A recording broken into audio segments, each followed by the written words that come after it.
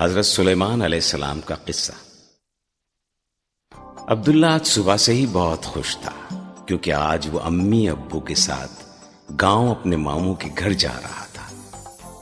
گاؤں کے ہرے بھرے کھیت، ندی، نالے اور گاؤں سے تھوڑا دور ایک گھنا جنگل، یہ سارے مناظر عبداللہ کو بہت اچھے لگتے تھے۔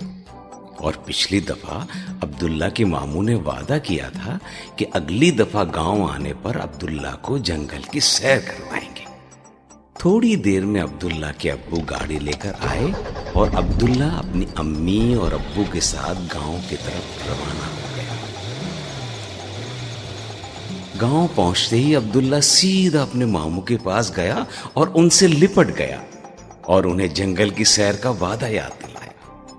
ماموں نے ہنستے ہوئے محبت اور شفقت سے عبداللہ کے سر پر ہاتھ پھیرا اور کہا، ہاں بیٹا، ہمیں تو اپنا وعدہ یاد ہے، لیکن آپ تھوڑا آرام کر لیں تاکہ سفر کی تھکاوٹ ختم ہو جائے، ہے نا؟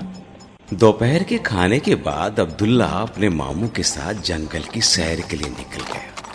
جنگل میں رنگ برنگے پھول اور خوبصورت پرندے دیکھ کر عبداللہ بہت خوش تھا اور مختلف پرندوں کے نام اپنے ماموں سے پوچھ رہا تھا۔ درخت کی شاخ پر بیٹھا ایک پرندہ عبداللہ کو بہت اچھا لگا۔ عبداللہ نے اس پرندے کا نام پوچھا تو ماموں نے بتایا، اسے ہدہد کہتے ہیں، اور عبداللہ آپ کو پتا ہے کہ اس پرندے کا ذکر قرآن پاک کے اندر سورہ نمل میں ہے۔ ماموں، ہدہد کا ذکر قرآن پاک میں کیوں آیا ہے؟ آپ مجھے تفصیل سے بتائیں۔ ٹھیک ہے، میں آپ کو آج تفصیل سے وہ واقعہ سناتا ہوں۔ بہت زمانے پہلے کی بات ہے، اللہ تعالی نے اپنے نبی حضرت سلیمان علیہ السلام کو بہت بڑی بادشاہت دی تھی۔ آپ کا حکم انسان، جانور، پرندے اور بڑے بڑے جنات بھی مانتے تھے۔ ایک دفعہ آپ نے ہدہد کے بارے میں پوچھا کہ وہ آج نظر نہیں آ رہا، کیا واقعی وہ غیر حاضر ہے؟ آپ کو بتایا گیا کہ جی ہاں، آج ہدہد کافی دیر سے غائب ہے۔ حضرت سلیمان علیہ السلام نے فرمایا، بیٹا، ہدہد کو اس کی غیر حاضری کی سزا ضرور ملے گی۔ ہاں، اگر اس نے اپنے غائب ہونے کی کوئی معقول وجہ بتائی تو اسے معاف کر دیا جائے گا۔ تھوڑی دیر گزری تھی کہ ہدہد اڑتا ہوا آیا اور نہایت عاجزی کی حالت میں اپنے پر زمین پہ پھیلا کے اور دم نیچی کر کے حضرت سلیمان علیہ السلام کے سامنے بیٹھ گیا اور بولا، اے سلیمان علیہ السلام، میں آپ کے پاس ایک ایسی خبر لایا ہوں جس کے بارے میں آپ کو پتہ نہیں ہے۔ یہاں سے کافی دور سبا نامی ایک ملک ہے اور وہاں کی حکومت بلقیس نامی عورت کے پاس ہے، اور اس کا ایک بہت بڑا عالیشان تخت ہے جس پر بیٹھ کر وہ حکومت کرتی ہے۔ اور اس سے بھی بڑی عجیب بات یہ ہے کہ وہاں کے لوگ اللہ تعالیٰ کو چھوڑ کر سورج کو سجدہ کرتے ہیں، حالانکہ سجدہ تو صرف اللہ تعالیٰ کو کرنا چاہیے جس نے یہ زمین، آسمان، چرند پرند، چاند اور سورج بنائے ہیں۔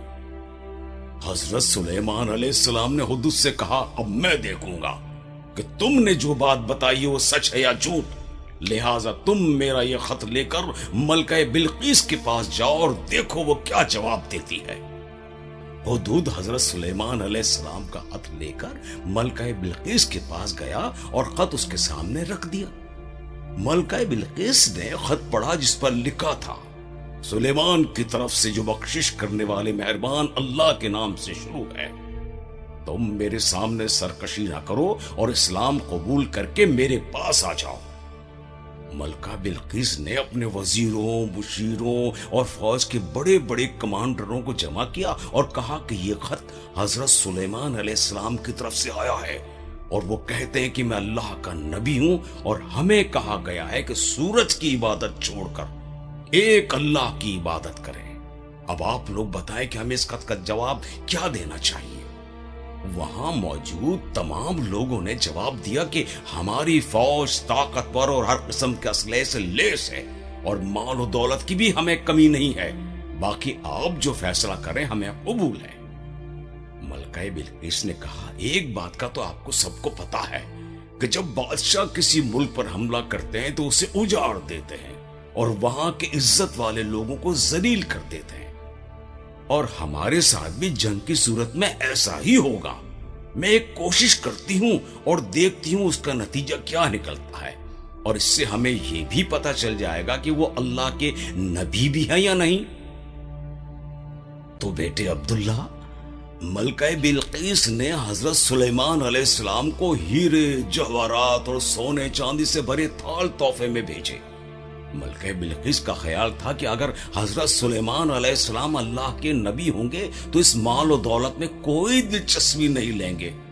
जब ये सारा माल और दौलत हजरत सुलेमान अलैहिस्सलाम के पास पहुंचा तो आपने उसे लेने से इनकार कर दिया और कहा, तुम लोग हमें माल और दौलत का लालच देते हो, जाओ ये सब वापस ले जाओ, और याद रखो अन करीब में इंसानों और जिनों का एक अजीम शान लश्कर लेकर आऊंगा और तुम्हारे मुल्क से तुम्हें जलील ख्वार करके बाहर निकालूंगा। कासिदों ने वापस आकर जब मलका बिल्किस को सारा किस्सा सुनाया और साथ ही हजरत सुलेमान अलैहिस्सलाम का पैगाम दिया तो वो फौरन समझ गई कि आप अल्लाह के नबी हैं और इस मुल्क में रहना होगा तो सूरज को छोड़कर एक अल्लाह को सजदा करना होगा। मलका बिल्किस ने अपने वजीरों से मशवरा किया और हजरत सुलेमान अलैहिस्सलाम से मिलने अपने वजीरों के साथ चल पड़ी। जब हजरत सुलेमान अलैहिस्सलाम को पता चला कि मलका बिल्किस आ रही है तो आपने फौज के सरदारों से कहा, तुम में से कौन ऐसा है जो इसके यहाँ पहुंचने से पहले पहले उसके मुल्क से उसका तख्त उठाकर यहाँ ले आए। वहां मौजूद जिनों में से एक जिन सरदार ने कहा, जितनी देर में आप इस मजलिस से उठेंगे इतनी देर में वो तख्त आपके पास ले आऊंगा। हजरत सुलेमान अलैहिस्सलाम ने कहा, बेटा नहीं, मुझे इससे भी पहले चाहिए। तो वहां मौजूद एक और सरदार ने कहा, जितनी देर में पलक झपकती है उतनी देर में उस तख्त को मिला सकता हूं। आप अलैहिस्सलाम ने उसे तख्त लाने का कहा और पलक झपकते ही वो तख्त आप अलैहिस्सलाम के सामने था। आप अलैहिस्सलाम ने फरमाया, ताकि पता चले मलका बिल्किस अपने तख्त को पहचानती है या नहीं, और साथ ही आपने एक ऐसा महल तामीर करवाया जो मुकम्मल शीशे का बना हुआ था और जिसकी जमीन भी शीशे की थी, जिसके नीचे पानी लहरें मारता था और मछलियां घूमती फिरती थी। जब मलका बिल्किस हजरत सुलेमान अलैहिस्सलाम के दरबार में पहुंची तो आप अलैहिस्सलाम ने उसके तख्त की तरफ इशारा करके पूछा, इस तख्त को पहचानती हो? मलका बिल्किस उस तख्त को देखकर बहुत हैरान हुई और कहा, लगता तो मेरा ही है, लेकिन मुझसे पहले ये यहाँ कैसे पहुंच गया? फिर जब मलका बिल्किस शीशे के बने महल में दाखिल होने लगी तो वो समझी कि नीचे पानी है, इसलिए उसने अपने पायचे ऊपर कर लिए। तो हजरत सुलेमान अलैहिस्सलाम ने फरमाया, चली आओ, ये पानी नहीं है बल्कि शीशे का बना एक फर्श है।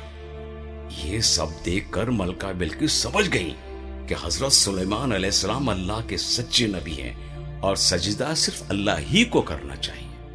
अब्दुल्ला, जो इंतहाई दिलचस्पी से वाकया सुन रहा था, फौरन बोल उठा, मामू, क्या मलका बिल्किस ने फिर इस्लाम कबूल कर लिया था?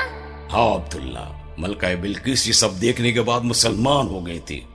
और बेटा अब वक्त भी काफी हो गया है, इसलिए हमें अब घर चलना चाहिए, ठीक है ना?